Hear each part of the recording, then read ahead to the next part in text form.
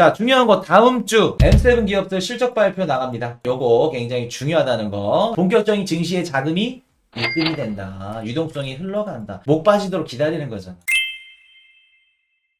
자, 미국 신규 실업상 청구 건수 발표가 됐죠. 자, 이렇게 보시면은 22만 7천 건 발표가 됐습니다. 25만 8천, 24만 1천, 22만 7천 계속해서 줄고 있다는 거. 그래서 10월 10일, 10월 17일 이때 24만, 25만 건 나왔던 건 뭐 때문에 그런다? 허리케인 때문에 요라는 거. 태풍 관련된 이슈들이 좀 잠잠해지니까 다시 쭉 떨어졌죠. 그래서 미국의 지금 고용 지표들 견고하다, 완만하게 지금 둔화 중이다 라고 보시면 됩니다. 그리고 연속 실업 평균 건수가 늘어나기는 했는데 걱정할 정도는 아니라는 거. 아직 미국의 고용시장 견고합니다. 자, 미국의 9월달 신규주택 판매 지수 판매율 4.1% 증가. 16개월 만에 최고치라 그러죠. 자, 그래서 미국 신규주택 판매가가 전월 대비 4.1% 증가했다고 합니다. 70만 채. 그래서 16개월 만에 최고치를 달성하고 있다고 하는데, 이렇게 보시면은 지금 당장 신규주택 판매 지수가 높게 나올 수도 있겠죠. 왜? 모기지 금리가 6%대까지 떨어졌어요. 그러면 기존에 7% 넘게 보던 신규주택 구매 예정자들이 또 막 금리 올라가는데 더 떨어질 것 같지도 않고 여기서 좀 사자. 그래서 4% 가까이가 증가를 한 겁니다. 그래서 요거는 계속 왔다 갔다 할 거예요.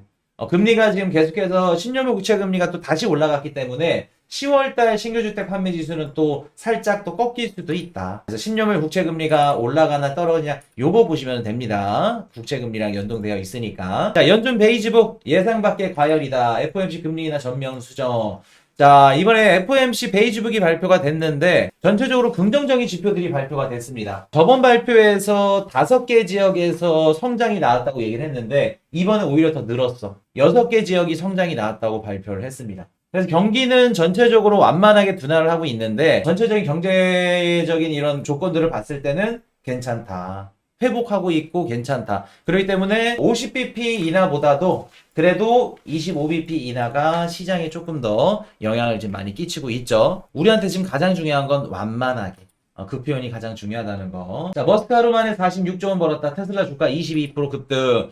자, 제가 테슬라 실적을 좋게 나올 걸로는 보지 않았어요. 근데 조건 하나 붙였었죠. 근데 얘가 트럼프 수혜주라서 모르겠습니다. 라고 말씀을 드렸었는데, 물론 트럼프 수혜주 때문에 이렇게 오른 건 아닙니다. 실적이 좋게 나왔어요. 매출이 전년 동기보다 8%, 주당 순이익이 9% 가까이 증가를 했습니다. 그래서 이번에 테슬라가 실적이 좋게 나왔는데 JP모건은 테슬라 50% 폭락할 것 같습니다 라는 얘기를 하네요. 근데 이게 물론 JP모건에 속해 있는 이제 애널리스트가 발표를 한 건데 오너 헤드한테 검수를 맡고 기사를 내겠죠. 제이미 다이먼이 이거를 몰랐을까? 그러니까 이게 좀 느낌이 쎄해. 거의 최근까지만 하더라도 현 정부를 비판하면서 제이미 다이먼이 트럼프가 당선되면 이제 재무장관으로 들어갈 정도로 공화당 쪽이지 않았나 했는데 엊그저께는 또 해리스를 개인적으로 지지했어. 그리고 나서 테슬라 50% 폭락한다 얘기를 하네. 이걸 어떻게 우리가 봐야 될까? 정답은 11월 5일 대선 이후에 나오겠죠. 제이미 다이먼이 어디 쪽에 붙었는지는. 자, 가자 휴전 협상 재개 공급 강행 우려에 이틀 연속 내린 유가. 휴전 협상이 재개가 됐다고 해요. 그래서 원유 가격은 조금 떨어졌구나. 요거는 뭐 긍정적이다. 왜 지정학적 위기가 지금 미국 증시에 영향을 주지 않기 때문에 그렇게 보시면 되겠죠. 자, 일본은행 총재 지금 니케이 증시 보시면 살짝 빠졌죠. 이유가 있습니다. 우에다 다조 총리가 다시 금리 인상 언급을 했습니다. 우에다 총재가 왜 금리 인상 언급을 할 수밖에 없었을까? 최근에 엔화 환율이 어떻게 됐죠? 달러가 강세로 돌면서 다시 엔저 현상으로 쭉 가져버렸죠.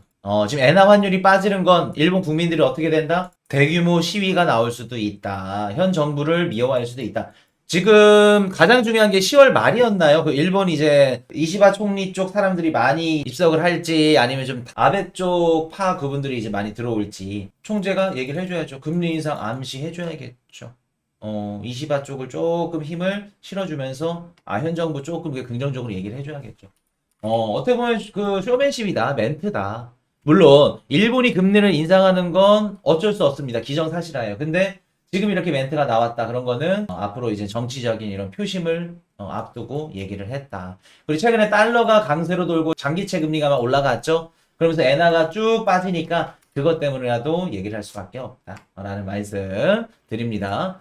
자, 돈 없어서 외식 못한다. 손님 확줄더니 폭탄 전망의 공포. 자, 외식 대신 집밥 찾는 미국인들. 레스토랑 체인 파산 급증. 자, 미국인들 경제 그렇게 좋잖아요. 소비 짱짱하게 하잖아요. 근데 왜 레스토랑은 다 지금 폐업하고 부도나고 증시 상장 폐지 당하고 그러나요? 미국인들의 소비 1%, 최상위층 30%, 중상위권 위에 30% 40%가 소비를 다 이루고 있죠. 견고하게. 이분들만 소비를 한다는 겁니다. 잘 먹고 잘 사는 분들만. 그렇기 때문에 밑에 계신 분들은 소비를 못하고 있다. 망할 수밖에 없겠죠. 실질적으로 실물 경제는 좋지 않다. 실물 경제도 중요하지만 우리가 이제 뭐 기업들이나 기관들 증시에서 바라보는 거는 이제 온체인 데이터 측면으로만 바라봤을 때 미국의 소비는 좋다. 경제 성장률도 좋다. 증시는 간다. 증시 가니까 코인도 간다. 그렇게 보시면 되겠습니다. 단 오래 가지는 않을 겁니다. 우리가 샴페인을 터뜨리는 시점은 굉장히 짧을 거예요. 그래서 우리 코인이슈 방송 보시면서 남들 샴페인 터뜨릴 때 우리는 일찍 나갈 겁니다.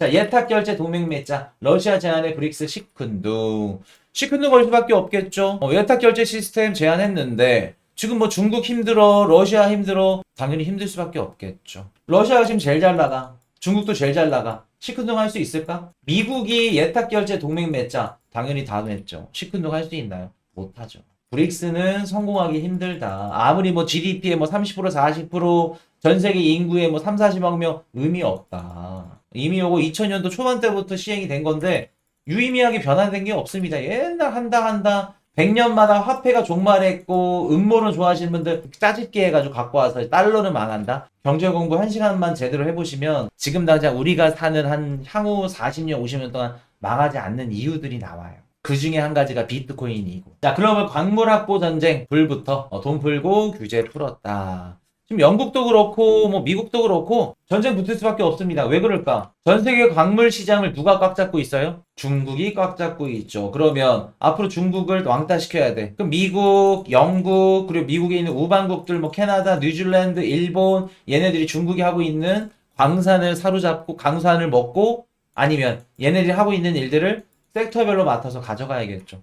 그래서 반도체 같은 것들도 이제 어떤 식으로 가냐면은 헝가리에서 저렴한 인력을 갖고 와가지고 이제 반도체 만들고 뭐 머리는 뭐 이스라엘 아니면 인도 뭐 이쪽으로 해서 해가지고 뽑아서 가져오고 다 역할 분담이 있습니다. 그래서 이런 식으로 중국이 하는 역할들을 미국과 이제 친한 우방국들이 다 한 가지씩 나눠서 가져간다. 그래서 중국을 시장에서 이제 설 자리가 없게끔 그렇게 만드는 작업을 하고 있다. 비트코인 ETF 테이블 플로우 가도록 하겠습니다. 1억 8천만 달러, 1억 9천만 달러 이틀 연속 유입이 됐죠.